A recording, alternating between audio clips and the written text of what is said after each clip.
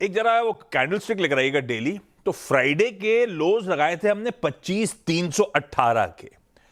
2.5 दिन में वहां से हम अब ऑलमोस्ट क्या एग्जैक्टली 450 पॉइंट उछल चुके हैं। 2.5% का मूव, एक नोटेबल रिकवरी भारतीय बाजारों में आई हुई है।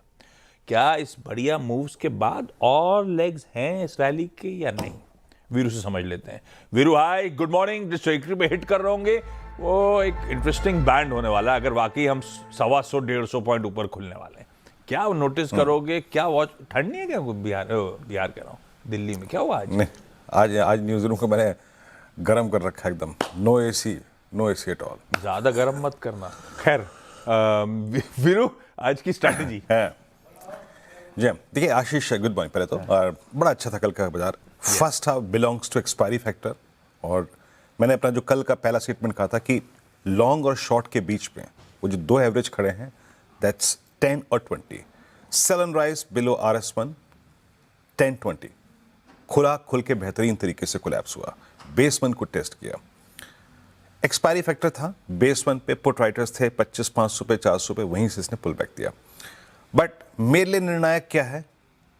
इट्स 10 और 20 डेमा को पार करना।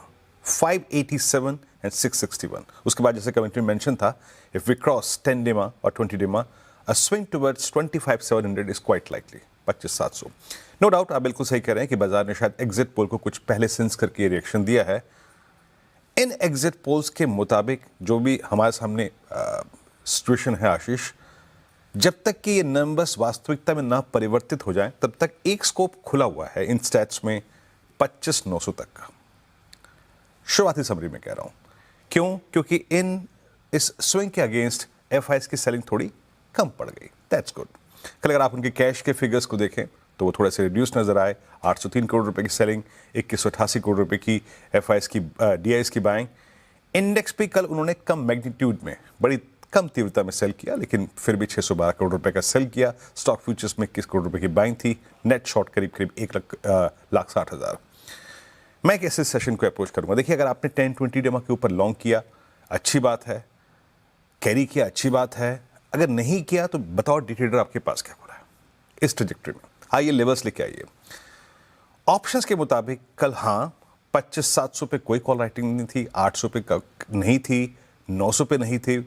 कॉल राइटर्स नए वीकली कॉन्ट्रैक्ट में राइट करने को राजी नहीं थे, बट स्ट्रॉन्ग पुट राइटिंग 25,600 पे, 500 पे और 400 पे विजिबल थी। हमें बड़ा सरोकार है 600 से। क्यों? दैट्स 10-20। यही वो पुट राइटर है जो उन 10-20 डेमा के एवरेज पे आके प्लेस्ड है। लेके आइए लेवल्स। देखिए, फर्स्ट लाइन मैं अभी गिफ्ट निफ्टी को उतनी तवज्जो ना देके एक्चुअल नंबर्स पे फोकस करूंगा। RS1 रहेगा निफ्टी पर, वो करीब 25,800 की ट्रेजेक्टरी रहेगी। ये देखिए 781, 817। अगर ये पार हुई तो 841, 874 और 910 तक का स्कोप खुला है। मेरे स्टैट्स में अभी ये कमेंट्री मैं 910 तक सीमित रखूंगा। Trade level to level. Base लेके आइए।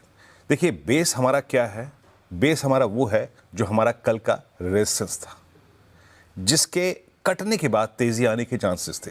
हम उसको वहीं पे रखेंगे। यानी अगर लॉजिकली बाजार में अच्छी स्ट्रेंथ है, बाजार को फर्दर कोलैप्स नहीं करना है, तो we will hold this average and average cluster, that's put writers and 10-20 डेमा।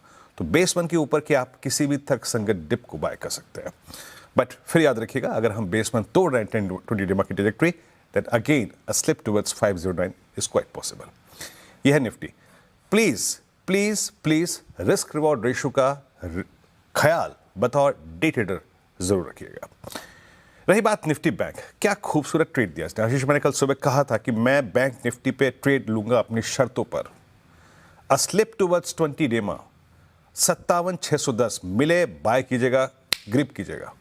1130 पे हिट किया, आया 58,138 पे क्लोज हुआ। अच्छी चीज ये थी कि 58,000 का पुट राइटर था, एग्रेशन था। 58,500 पे भी पुट राइटिंग हो रही थी। एग्जैक्टली 20 डेमा से अपनी स्ट्रेंथ को रिकलेक्ट किया और डे हाई पे क्लोज हुआ। लेके आइए लेवल्स।